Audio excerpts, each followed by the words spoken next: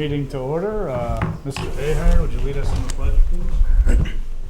I pledge allegiance to the flag of the United States of America and to the republic for which it stands, one nation, under God, indivisible, with liberty and justice for all.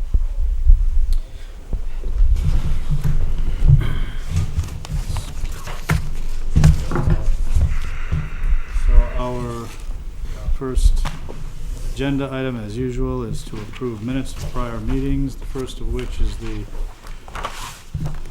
work session of October 26th, 2015. A motion to approve those minutes So moved. Second. by John, second by Neil. All those in favor? Aye. Aye. Those minutes are approved. And secondly, the regular meeting minutes of October 26th, which we've all had an opportunity to review, by the way, so we're not just doing this without reading them. Would someone like to make a motion to approve those minutes? So moved. By Neil, Second. by John. All those in favor? Aye. Aye. That's unanimous vote, I think, if I say aye, aye. And then I need to look at our agenda. I have these announcements. We will meet in work session next time, Monday, November 16th at 5 o'clock. The next two regular meetings are at 6 o'clock on Monday, November 23rd and December 14th. There will be work review sessions prior to those meetings too, and they begin at 5. All of these meetings are held in the town hall unless they're otherwise posted, but that would be rare. Weather observations for the month of October are available in the town hall. Citizens wishing to be listed on the agenda should notify the town hall before noon the Friday before the meeting if possible. Town hall offices will be closed the day after tomorrow, Wednesday, November 11th, in observance of Veterans Day. And there will be a ceremony in front of the town hall beginning at 10:30. And of course, as usual, everyone is welcome to attend. Your tax bills went out today. I understand the tax rate for the year is going to be up 51 cents. The town portion of the tax rate is up by 21 cents. The school rate is up 26 cents, and the county rate is down 2 cents. Thank you, Martha. I'd like to point out that we've kept the tax rate pretty flat for years, and we were actually down more than $1 last year, just in the town portion, because we used some of our unreserved fund balance to do that. And this year we have not used any portion of the reserve fund, the unreserved fund balance, and we're going to see a 21-cent increase in the town portion. So overall, it's 50 cents. So on $150,000, what is that? $75 for the year or so. Yep.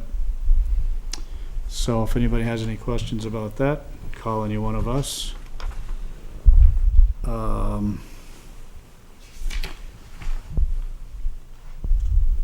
Our next agenda item is a request to appoint Howard Burnham to the planning board. Mr. Burnham has been on the planning board in the past. In fact, he is on the planning board, except that I believe his appointment lapsed for a few months, and so the appointment of Mr. Burnham will be retroactive to April of this year. We have a letter from Mr. Burnham, excuse me, which is pretty simple and says, "I'm writing to request that I be reappointed." Oh, I'm sorry, I'm saying planning board, it's the zoning board of adjustment, excuse me, to the ZBA for the term that started this past spring and expires in 2018.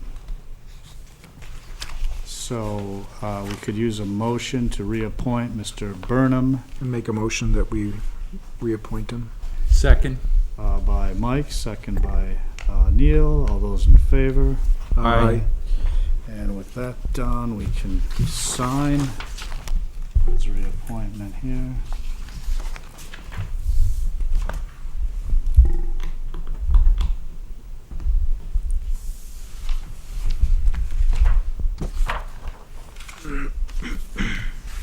And we'll let them finish, and then my next thing is to hear from Senator Jeannie Forrester.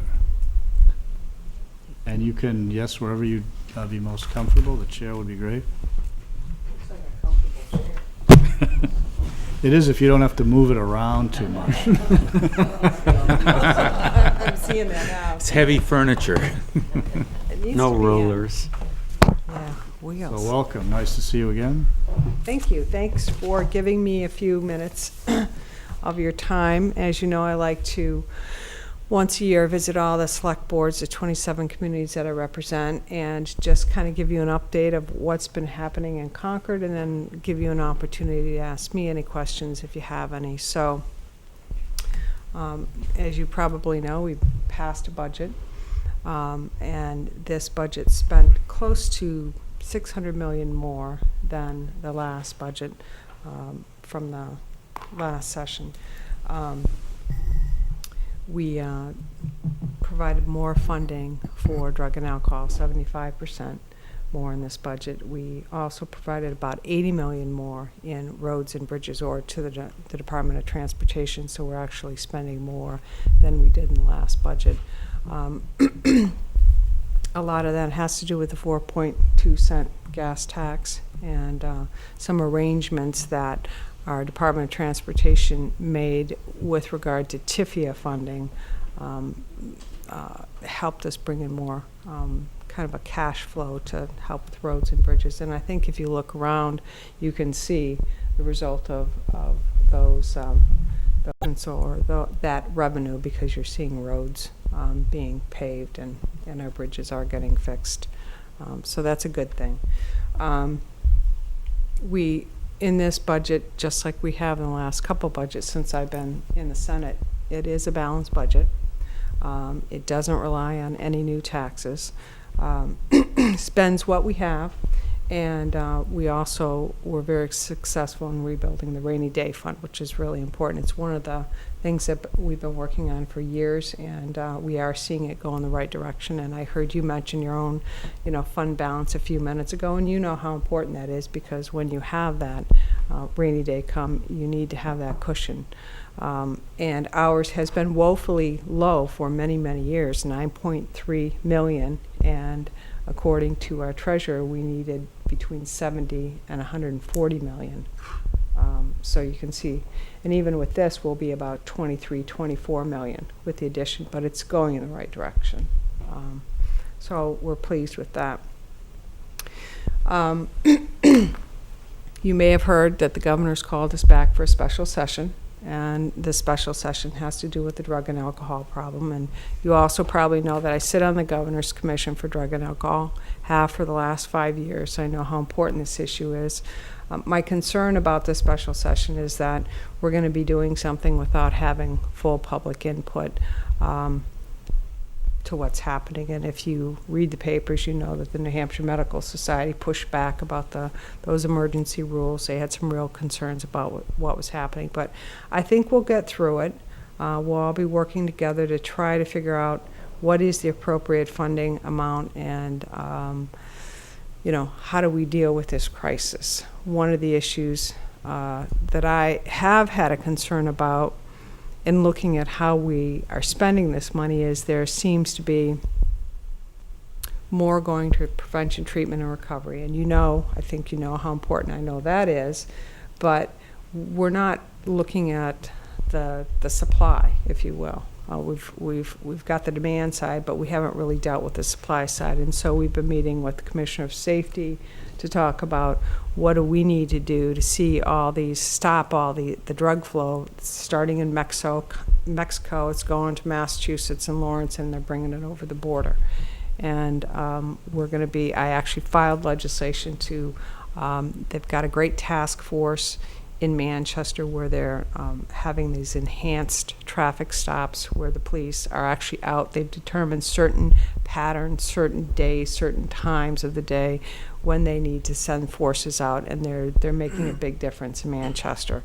And so the legislation that I filed is to look at helping other communities have that kind of coverage.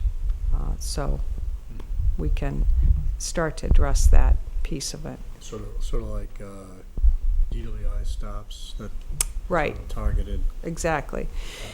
Yeah. Exactly, and what we hear from,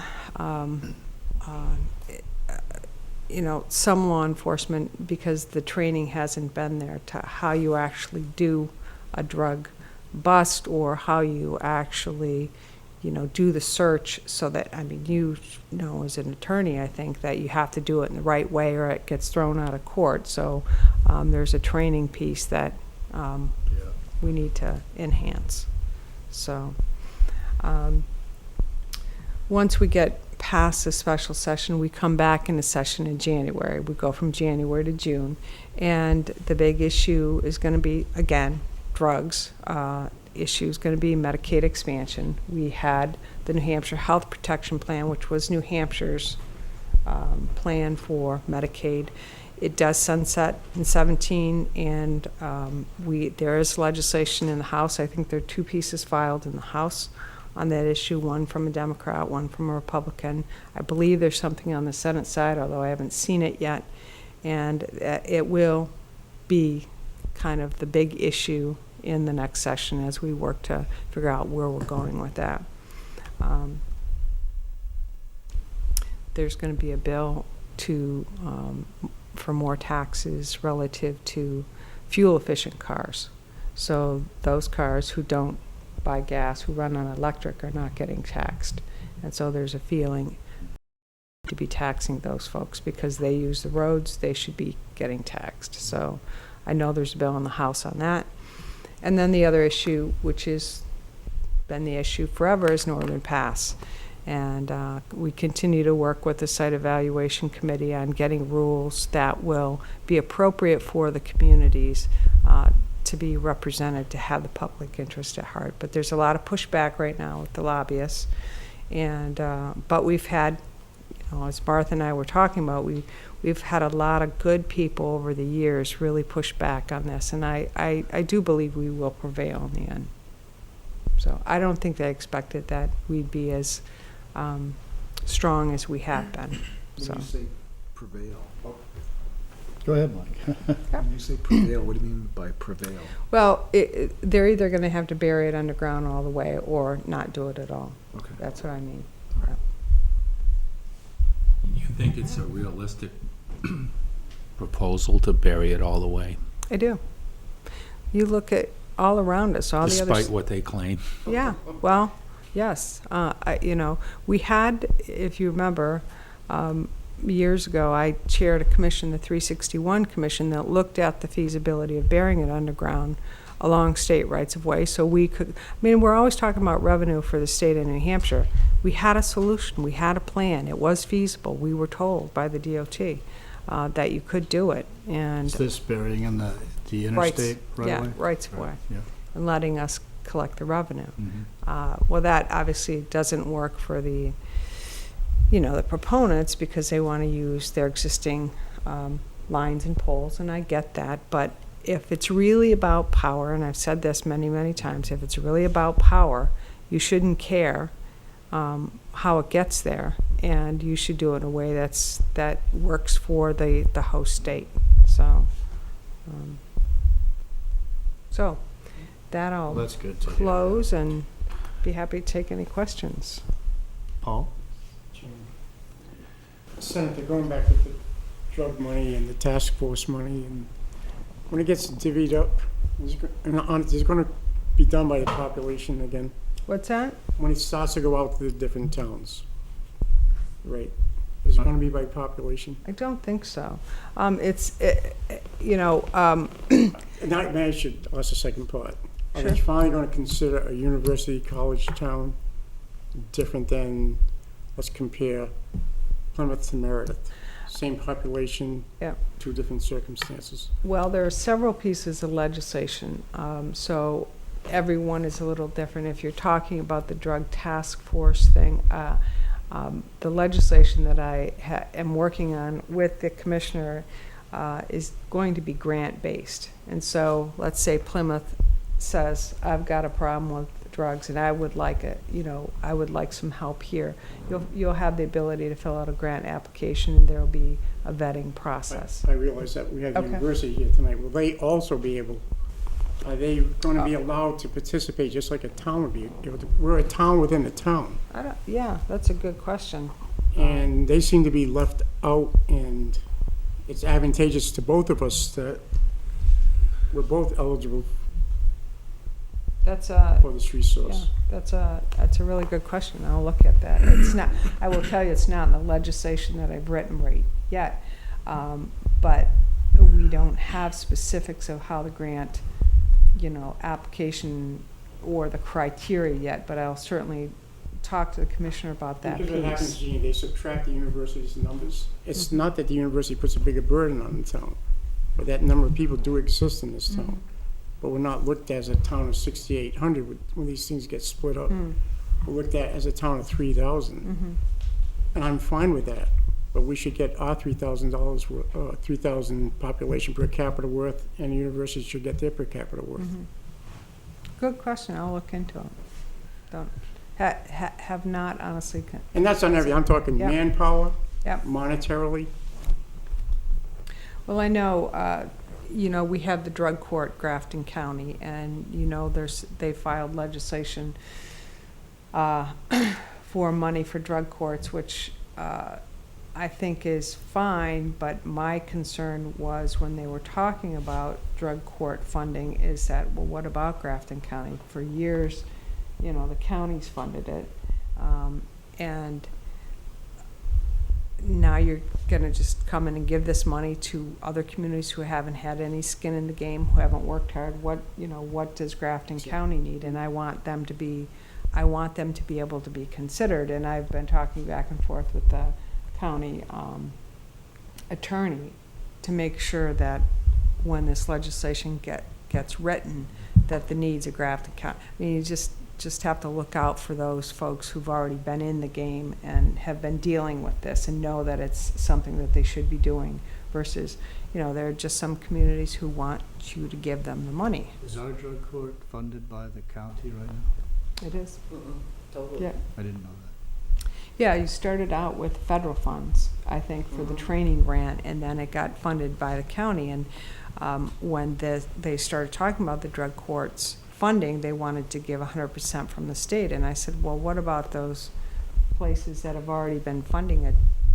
Do they get any? It seems like there should be a match. Yeah. Anybody have other questions? Neil? I'd just like to say that this problem is so shockingly pervasive. It's encouraging to hear that what you're doing. That you mean the drug and alcohol? The substance abuse. Yeah, and I think that the Governor's Commission has done a really good job of bringing awareness forward, because you've sat on, Katie, this has been an issue for a long time, and they've worked really hard to bring this to the level of awareness so that everybody understands what's going on, and how we deal with it. My concern is that you rush to try to fix the problem and you make it worse. So, for instance, with the opioid thing, and it's the same thing that the doctors have a problem with it. If you put in too many restrictions or too many hurdles, then you've got people who are legitimate pain patients who now you've put them in a situation where they can't get their pain medication, and you've got them going in the other direction. I was talking to somebody the other day about Narcan. Narcan sounds like a good thing, right? Yep. But what some of the anecdotal stories that I'm being told is that drug addicts are showing up with the Narcan along with the heroin and the fentanyl. And I don't know if this is true or not, but this is what I'm being told, is that So there's like an escape. well, not only that, but even beyond that, that you can, if you take the Narcan after you take the heroin and fentanyl, and again, I don't know if it's true, this is just what I'm being told, that it extends the high. Oh. So I'm sure that's not what we meant when when we want to give away free Narcan, right? Right. So, My goodness. So does it encourage people to take it more, be more, less 'Cause they know. risk averse if they think there's a sure, rescue sure, available? right, and Wonder about that too, yeah. right, and you were up at the North Country Public Safety Foundation Yeah. dinner. You heard Doug Moorhead say that we should have internal possession. Yeah.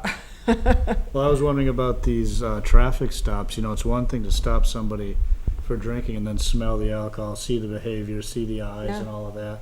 But it's a whole different thing to be searching a car looking for drugs that might be in the trunk or somewhere else, and people that aren't necessarily visibly impaired.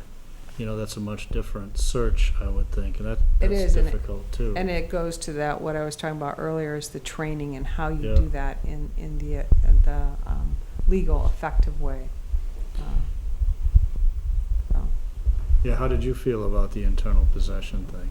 it was interesting. I I was surprised. I was too. I didn't expect to hear that from him. No, I wasn't either. And one of the things that occurred to me is that a lot of times what people try to do with people who have drug dependencies is make it easier for them to report it or to report their friends or, you know, try to And we get help have that. somehow. We've done that. No, I understand that, Yeah. but this is kind of going the other way from that to, you know, his thought was to get people into the court system as a motivation really to get into treatment, I think. Not necessarily for prosecutorial reasons so Yeah. much as for leverage, is the way I Yeah. read I it. guess my feeling on that is you can't force somebody if they don't want to be helped, if they don't want to get straight, they've got to want it. If they don't want to, they can go to treatment 3 times. and Right. It's not gonna do any good. But to the point, you're right, but still, that doesn't mean that we shouldn't have the facilities available, and we're No, we're you woefully definitely- lacking there. One of the other things in this last budget that I put in a specific amount of money for a program for the Shea Farm, the halfway house in Concord. It's a women's halfway house, and I had gone there this summer on a tour with Senator D'Alessandro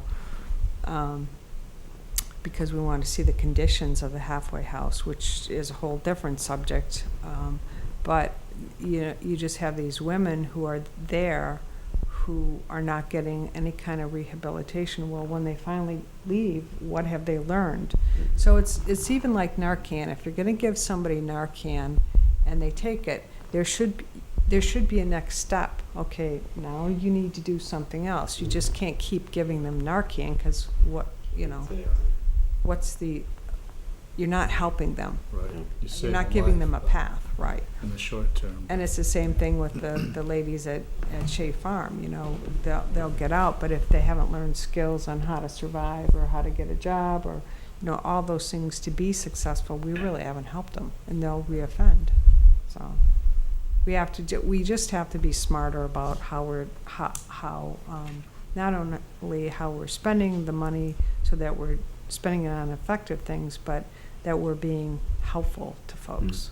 You have to have a comprehensive plan from beginning to end, and Right. The big thing is the families have to get behind it too. Yep. And it can be successful in a lot of cases, but they just have to. Yes, sir. Another top, is it okay for us to bring up? Sure. So- Any members of the public have We questions? are concerned about the economic vitality of the region, and people are definitely wanting tax revenue. Is anybody talking about the labor market or the labor shortage right now? Is that percolating up right now? Because over the last 6 months, I don't think I heard of a business or a person or someone that can't find help.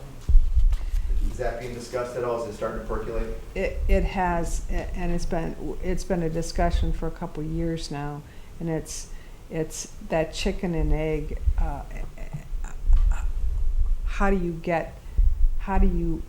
There's so many pieces to it. You can't attract young people if you don't have affordable housing, right? I mean, there's so many pieces to it, And you hear from manufacturing folks that they can't get the skilled labor, but then there are people who, the younger folks, it's an education process that manufacturing is something that is a valuable kind of career.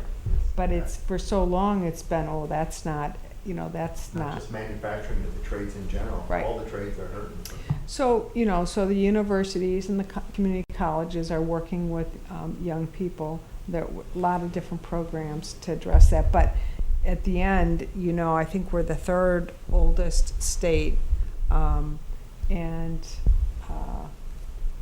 actually, that seems to be complicating it a little bit, is the funding of higher ed, and even UNH's report of less New Hampshire students they're going out of state for education even because, and the state schools have to try to recruit out of state to cover the cost because Sure. there's not funding. So Sure. it's a vicious circle, but it's interesting. Sure, it is. There are a lot of different pieces to it. It's not an easy solution, but it's definitely one that we're looking at. It's definitely one that has to be addressed. It's a great way to get tax revenue in the state, is having more people working in the state. Yeah.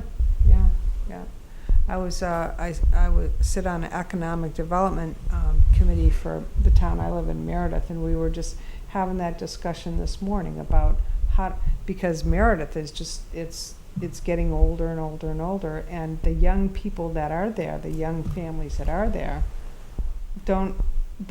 they come there, start a business, create jobs, but then they don't have anyone to socialize with because there's nobody there their age.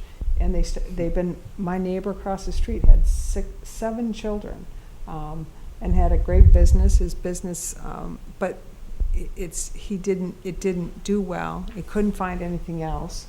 He moved out of state, and it continues to happen. I'm just Yeah, glad it's on the radar. and it people are is. talking about It is, but it's not an easy. So if you've got the solution, Okay. we're listening. Anything else? Frank? Public has no comment at this time. Thank you, Senator. All right, thanks, Appreciate you guys. coming. Thank you very much. And you know where to find me if there's anything I can do. All right, great. I'll get you rollers for these chairs. Martha, this will be fun for you. They need to put wheels on it. Thanks, guys. I know let's know what's Commissioner? happening in the county. I think you're next on the agenda. Oh, I was raking today. I'm not young like all of you. Oh. More Leaves are leaves light. this year. Yeah, this thing doesn't move very well. Well, it's very nice to be here, and like Jeannie, I'm getting around to my 17 towns, and bring you up to date on a few things. I'll leave these with you, Mike. I know Okay. people know how to get in touch with me, Okay, but sure. your tax monies help pay for this. This is the Grafton County Drug Card. And Okay. I think we've had this program going now for over 10 years. And throughout the county now, it's close to $500,000 that we have had our citizens save on drug costs through using this. It's a free card, and you just show it wherever. And I can get you more of these, and people can just pick them up here at the town hall. Now, many places are doing these reduced drug costs, so we're not giving out as many as we used to, and that's a great thing, but those are available. And then we have a new brochure on Grafton County itself, and what county government is, because as you well know, not many people understand what county government is and does.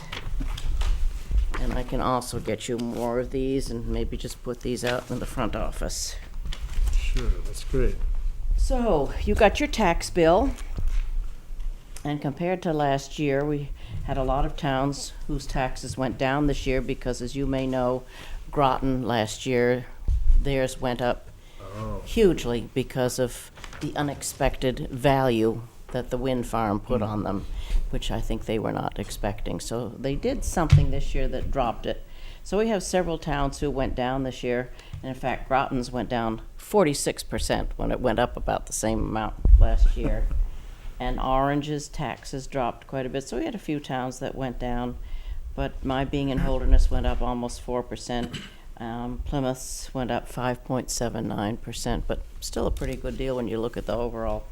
Why did I just say that it went down 2 cents when I was, did I lie? Did I have the, Was that a request? It's from the Department of Revenue. okay.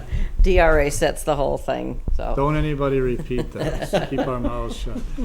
So the budget for the county this year, which you should have a copy of this, is about $40 million, and $22 million of that is to be raised by taxes, and the rest of it is various revenues from different sources. I just want to go over our departments and little interesting tidbits of news, you know, like what the cows are doing and so on. So with the nursing home, some of you may know we had to do a life safety issue that took several more months than we expected.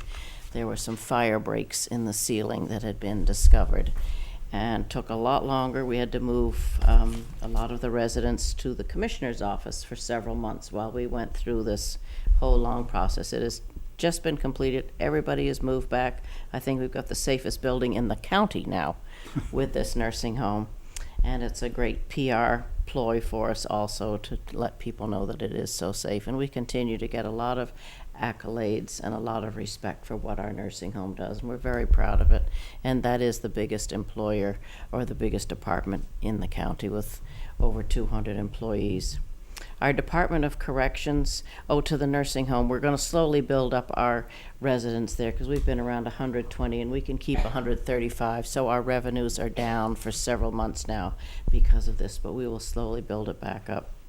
And the Department of Corrections, we're holding anywhere between 100 to 120 daily in our population there. We continue to get the women from Coos County, as they don't have a facility for them, and they pay us $50 a day plus medical costs for these women. We tour that facility about every 2 months, and again, it is open to the public for a tour. If you've never been in this Department of Corrections, and it's now 3 years old, it looks just as wonderful as when we opened it up, and I continue to be very impressed with that. And Tom Elliott is our new superintendent as of now a year from Glenn Libby, and we had a wonderful, seamless, smooth transition as he shadowed Glenn for about 10 months and then just moved into it, and Tom had been there for about 15 years anyway. So things are going along very well, and I think he would like to start some more programs slowly, but as he and Glenn have said, the main thing is security before they do more. Interestingly, with the drug program, I asked him the other day, because I like to dream big sometimes, I said to Tom, if money were no issue, what would you like to do next at the jail and with this whole drug issue? He said, you know, because it was designed to add on another pod should we ever need to. He said, I'd like to add on another addition for 30 to 40 beds and make it a drug and alcohol treatment center. Well, that's what we need in the North Country, and talk about having a good employer, because it would be professional jobs, it would be open 24/7. No, the county could not afford to finance and fund the whole thing. We would have to get help from the feds or the state government, if insurance would work in on this, Medicaid and whatnot. But like we're all talking, we need treatment, and in the North Country, for mental health and for alcohol and for drugs.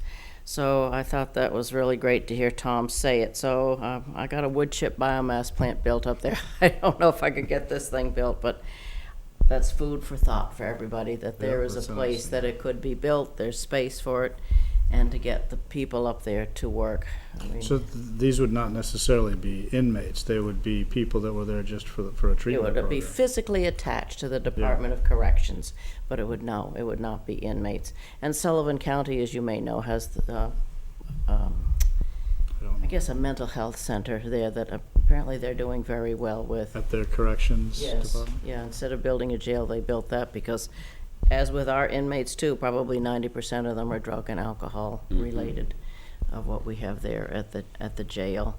And we do have several programs for these folks, and as the longer they stay there and they're off drugs, it's amazing how much better they feel. They admit to feeling better.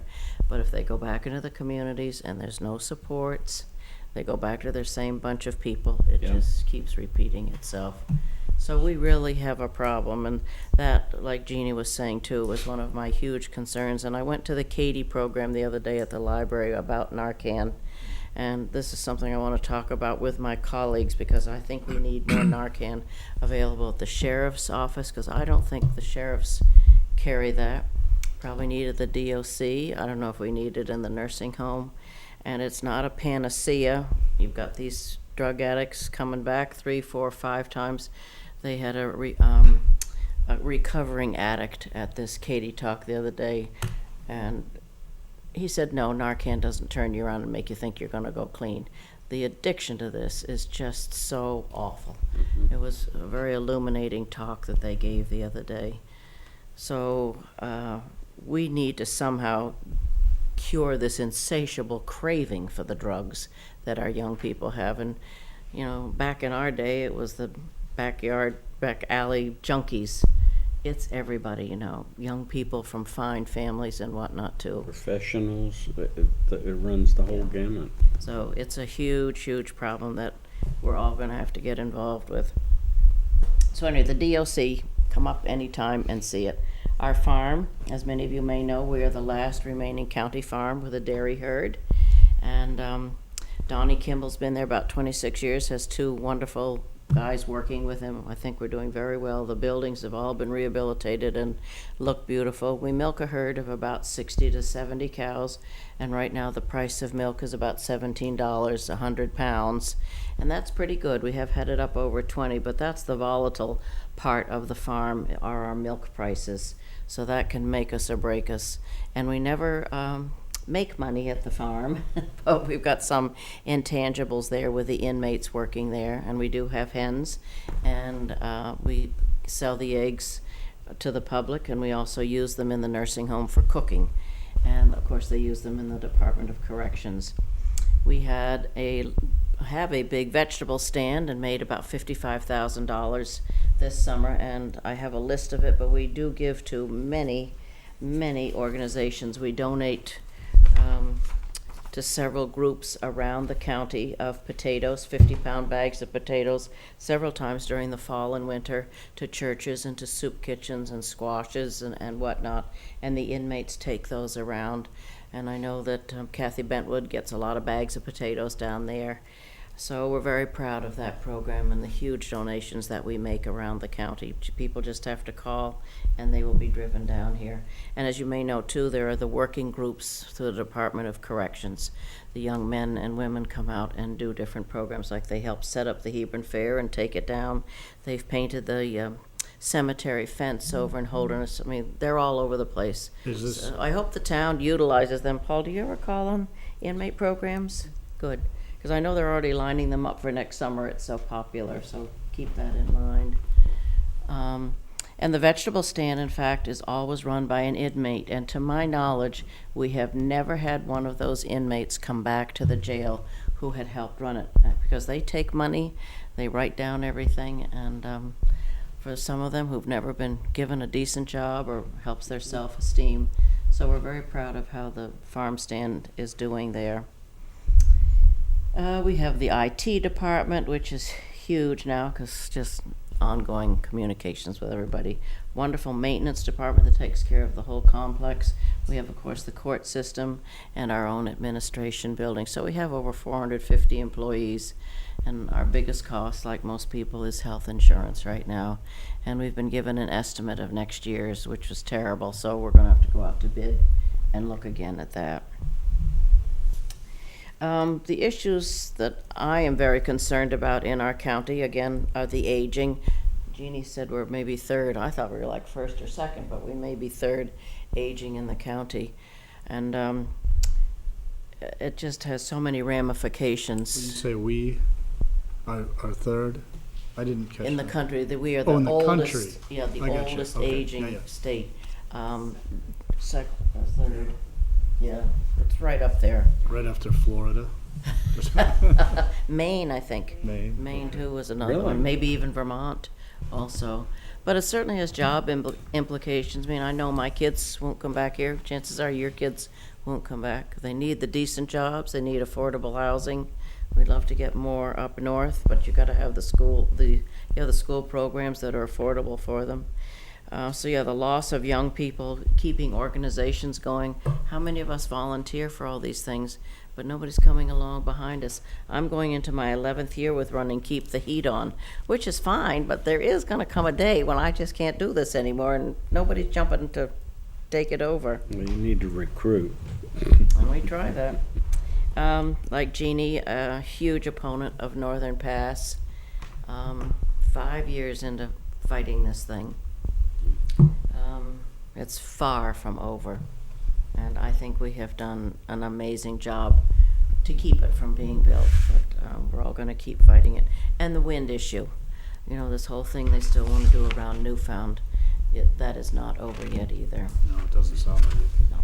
And it's erratic wind in this region. We are not a wind region. And it's unfortunate these companies are getting subsidies to build, and that needs to stop, because then they probably wouldn't be here. And when I see those things not even spinning up there, it just Yeah. drives me nuts. And I think as it is, it puts in about 1% of our energy needs as it is, and it's not even to us in this area.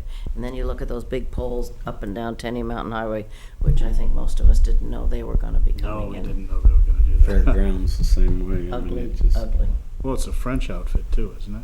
Or Spanish or Portuguese. Spanish, yeah. For- Iberdrola. Yeah. Yeah.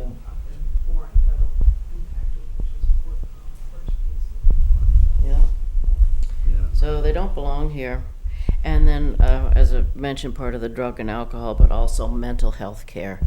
You know, these folks, when they're in crisis, should not be sitting at Spear. We had an 8-year-old boy there for 2 weeks at Spear before he could get a bed down at the state hospital. And then they're only in there for 2 or 3 days. We used to be the envy of the country with our mental health care. We now get about a D rating. So that's another area I am very concerned about with our mental health care. We need the personnel, and we need treatment facilities, and especially way up north. When they're in crisis, they shouldn't have to drive 2 or 3 hours to get care. So I have all of those concerns, but I want to hear what your concerns are. I know we don't impact you directly, but if there's something I can answer or find out for you, I'd be happy to. I'm Portuguese, Iberdrola. They're Spanish, they're from This one's Spain. Spanish, okay. Yeah. But maybe one of the other ones. Just want, Iberdrola is Spanish, but Right. DP, which is the Right. next one Yeah. belonging is Right. Portuguese. so. Talk to your No, family. Wind people did a great job too, but they're And Martha, rearing their ugly Could I see the heads. rate chart, please? I'm sorry. Could I see the rate chart? For Yes. the taxes? Yep. Oh, sure. Martha, just a quick question, and you talk about healthcare, can the counties band together to bid for healthcare? Have you ever talked to different counties at the same time? Interesting idea. We just had our state county association meeting last week up at the Mount Washington. And WASMAC spoke there, along with the transgender issue that we're seeing more of in our jails. And a couple of other drug people, but that wasn't brought up, but that's very interesting. I will put that down. Questions, comments? Thank you, Martha. How's your wood-fired power plant? Oh, thank you for asking. I'm so proud of that. A lot of people have really taken an interest in visiting it. I think we're paying $51 a ton, and we aren't even burning at the full level that it could go to and keeping the place warm. And our energy costs, I can't quote anything to you at the moment, Neil, but have dropped. The whole thing that started with me when I first got this position back in '06, we were paying $600,000 a year for our energy costs at the county. And even Ray Burton said, we can't continue this unless we got power and oil. So we are now down to like 9,000 gallons of oil and very little propane for cooking needs and whatnot. So we really have dropped an awful lot. Yeah, it's and it's working. So your well. budget's down a lot. On the on energy heating. needs, yes. So- And we've done other energy saving things, because we had an energy audit done at the same time, looking at every facet of all of our buildings there and what more could be done. So our great maintenance staff has done a lot of that, and we've brought in others. And we're doing a study now with the biomass plant to see if we can sell any extra credits from that and Oh, yeah. get some more profitability out of it. So stay tuned on that. Have you been able to improve the efficiency of the courthouse? Not The much. Heating? It's an old building with all that glass.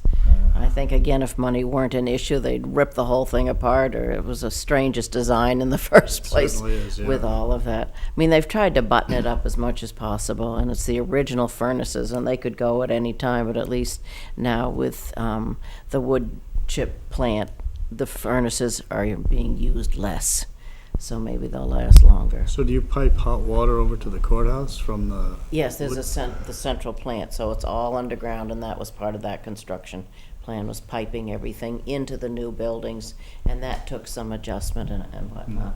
But it really is And working then do very their well. burners, do their boilers come on when it's really cold and burn oil? Is that what happens, or? It's our backup system, so if they need it, they would do that. Yeah, that whole building is really just drafty. Yeah. But, yeah, probably not much you can do about that, except, like you say, tear it down. Plug up the holes here and there. There was a time when they tried to put those insulated shades in the windows, I think, and stuff. I think if they could, they might change all the glass, but certainly not gonna happen next year, because we're Yeah. working on several bond issues. We're still working on the Department of Corrections bond and the nursing home, the water tank, a few things like that. So we're whittling them all down, but very proud of Grafton County. I think it's a very well-run county. We get a lot of praise for that. We have a wonderful executive director with Julie Libby, and really no big problems when I look around at some of the other counties. I think we're very well-run. This isn't, well, this is sort of a compliment. I speak to elderly people with some frequency, who have some sort of relationship, a relative at the county home, or I end up at the county home for a guardianship or something. And those people over there are wonderful, and the people that have relatives there just love it. I think it's just a wonderful facility.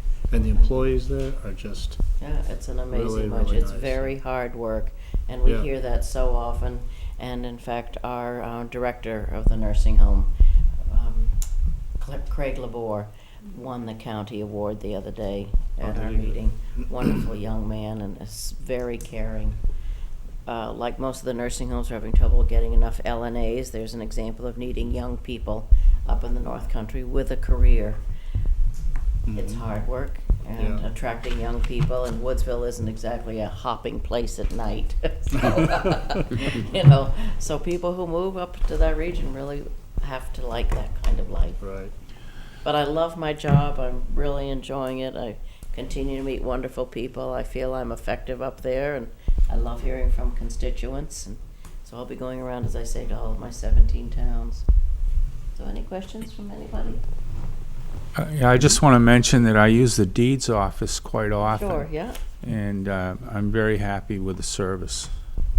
Yeah, Kelly keeps her eye on it, that's for Very sure. And good. she's trying to be innovative, but also keeping everything safe, because there's a lot of strange things going yeah. on in the world these days with deeds and mortgages and your land and whatnot.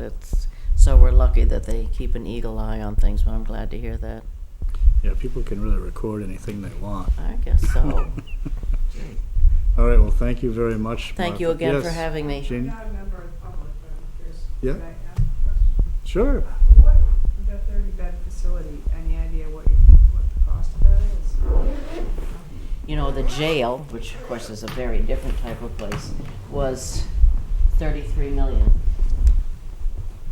I'd like to think you could do it for 8 or 10, because you don't That's need kinda things what I under was lock and thinking. key, Yeah. and it's already there with the kitchen and the heating and whatnot. But what a boon to the North Country, Jeannie, if we could do it somehow.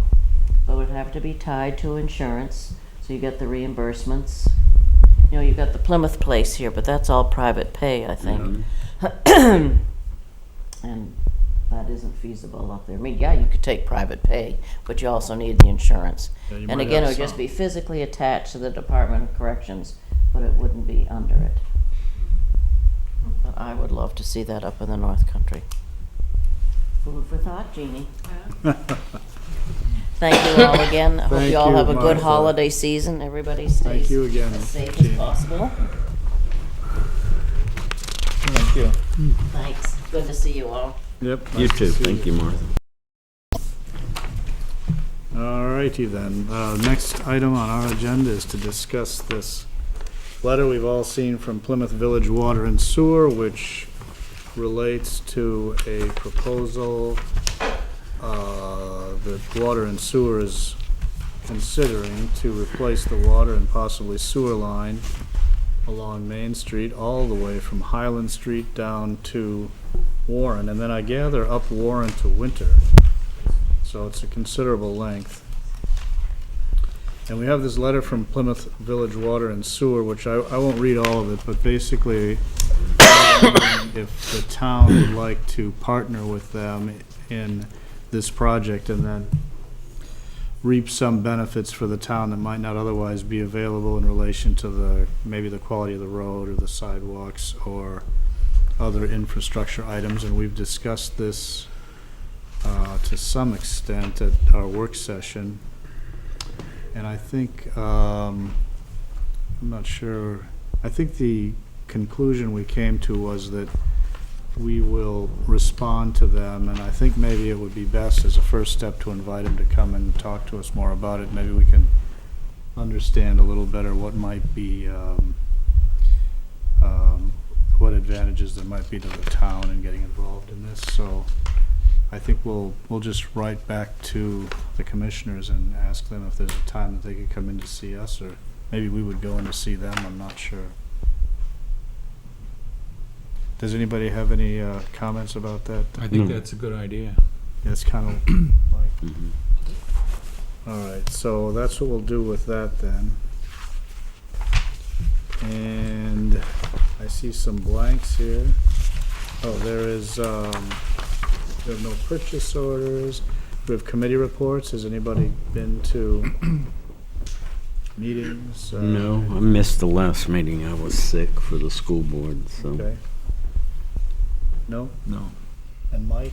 I don't know if we actually got around to putting you on anything. Come to think of it. I went to the Energy Commission meeting last week or the week before, I can't remember now. And there was the continued discussion of the street light update, which we're pursuing, and probably we're gonna get to the next phase of that in the next few months, I think.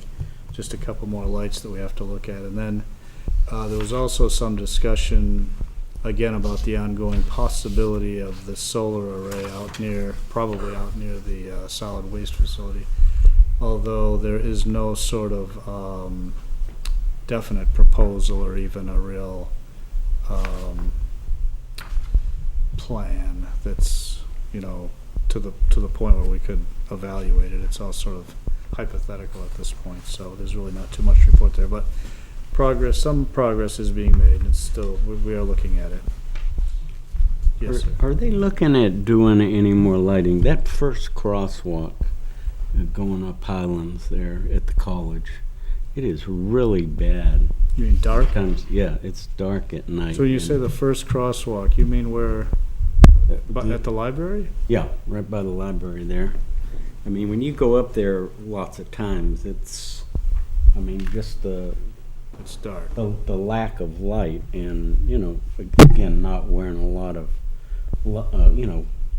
colored or reflective clothing. You're worried or about being anything. able to see somebody Yeah, crossing the street. exactly. And they don't look, of course. No, they don't. They step out. No offense, but. But I didn't know whether they had any I plans. could make a note to look at that and then maybe have the co-op look at it too, Mhm. and or our chiefs. Because the second one, I guess it's the angle that you're going at when you approach that crosswalk. Because the second one's not a problem. Well, there's That been, first one. I don't know if it's that light, but we've had some discussion about a number of lights that seem to be angled the wrong way, and then the co-op will say, well, you know, sometimes it's because of the angle of the, you know, the slope of the street affects the way they put the bulbs, so it may be that, and there was there were a couple of complaints about it appeared that they had not angled them properly when they put them on, and so maybe we should take a look at, Actually, there's quite a lot of foot traffic that crosses in two areas in that vicinity, because there are two sidewalks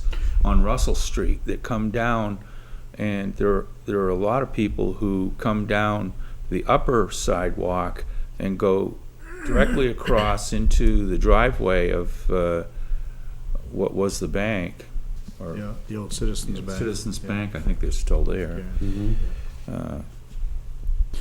You're talking about our library, aren't you? I was thinking of No, I'm talking Lambs. about the university. University Library. Oh, Yeah. I'm talking about down Yeah, the hill. well, there's that other, there's Yeah. another I know. cross Yeah. at Russell Street, I think, right? Yeah. And that Yeah. one, we could probably take a look at both of them. I think There's a lot of foot traffic there. I think it's where you're approaching it. And you're coming up at an angle and. So are you that's the going lighting toward Tenny or back this way? towards Tenny Going up the hill. What I notice is, from the post office? That Yeah. the first one that goes just before the library. when you have the cars all backed up, trying to enter the square, and then you're coming up the hill on Highland Street, and then you have people crossing Yeah. across. As you're driving, you don't expect to see someone coming out from between two cars, Yeah. and that's what they are, because the cars are all stopped coming down the hill. It's extremely dangerous, and Yeah. I'm really worried about the pedestrians coming between But the you're cars. talking about during the day. And I'm talking during the day. And at night. There's a But- lot of foot traffic. Yeah, well, let's take a look. Like I say, the angle on the second crosswalk on the back side of the library, college library, you're coming at it more on a flat angle, so you know you can see them. But when you're coming up that, Yeah, okay. Has the university ever discussed a tunnel? It's not possible, Mike. It's solid ledge. More bridge than during the busy time. Believe me, it's solid ledge in there. Yeah, that's true. Much better during busy traffic, but at night, you know, this sporadic, that's a bit much different. And everybody's got everything, flashing lights that come and go and everything else. Yeah, I notice you've got the flashing, like yield sign or whatever that is. Yes, Frank? Along this lighting, I drive Main Street at nighttime a lot, 1, 2 o'clock in the morning, and the crosswalk right out here in the town hall, and the other one is at the circle, because of the foot traffic of the students or people, and it is seriously dark. There's no lighting there at all. At the Rotary or the roundabout? Rotary, and then right out here at the corner, and I really just Yeah. go slow because a lot of kids are dressed in dark, and sometimes the only thing you can see is their shoes, but there's Yeah. no light at the end of Court Street at all. And I don't know if there's a solar-powered LED light system they could put in without having to run an electrical wire trench and all that, but those volume of foot traffic on Main Street, those Yeah. not really Quite a covered by few. lighting. I've noticed it more this year, it seems, than before. Just, there's a lot of people out. Okay. That was my committee report, I guess. And on new and other business, we had a Rebecca Labby. We thought she was gonna come in, right? I think they might be here. Speak to you briefly about it if you like. Okay. I got cornered coming up the stairs by him, so. What did you, you got cornered? Yeah, They were I was here. coming up the stairs and they were all there, they ambushed me. Oh, okay. So basically what they told me, they didn't see any need for the meeting, they want they want to file a regular driveway permit and then get together with them to discuss how to put it in properly. Oh, okay. So they want a permanent drive. Correct. So, for me, I think I'm just gonna see if I can approach Brian as like a witness and have him go with me. I'll put together something and so make sure there's no misunderstanding and Yeah, well, put it in maybe, writing. And, can you write down what the specs, yeah, excuse me, the specifications yeah. of the I mean, driveway? the DOT Okay, so- has guidelines. I mean, and I don't need to go overboard. I just need to make sure that That the entry is safe.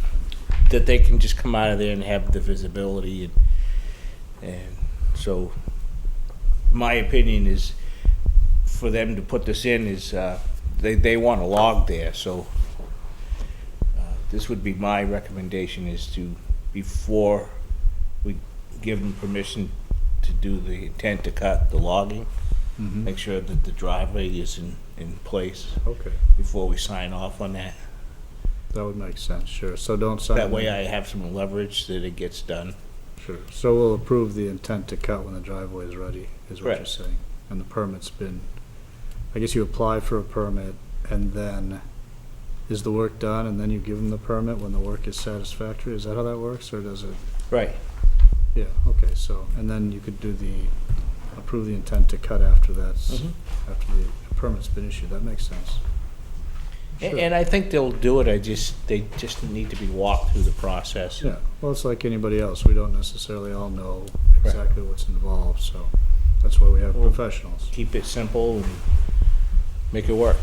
Okay, great. Well, thank Okay. you. Thanks for Joe. All right. staying around. Thanks. Good night, That's Frank. great. Good night.